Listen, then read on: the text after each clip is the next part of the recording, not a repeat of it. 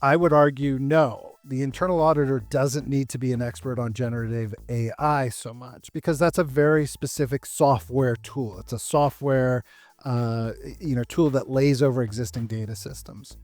I think what the auditor really needs to focus on is, how does that data run on the back end?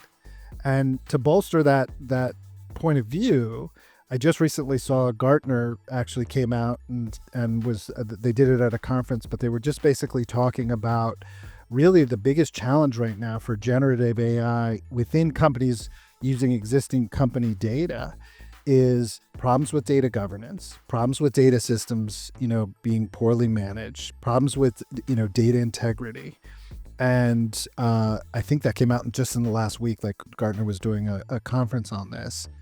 And I think that's spot on. And if internal auditors who are rushing to, the gap, because everybody's putting a lot of pressure across all areas of the business, we need to be in generative AI, we need to be doing more, we need to, be more efficient. If we can get rid of positions so that people can do more activities, so we can do more with less people, then that pressure has created this false sense of security around what this is actually doing. And I think auditors have the responsibility. We're always the ones that are slowly walking into the fire to understand all the things that need to happen. And I think for an auditor, it's really important for us to understand the back end data.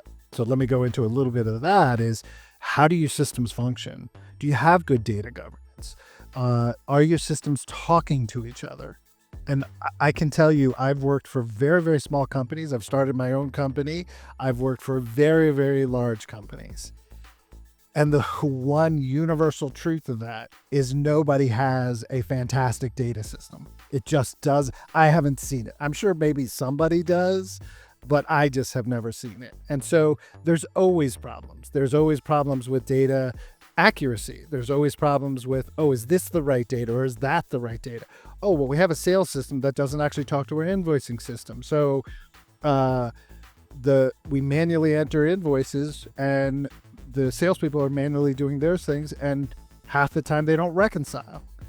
Understanding those data elements and then how to get through to those data sources and understand if those data sources are actually accurately telling us what they need to tell us is critically important for the auditor, in my opinion, particularly because everything is data-driven now.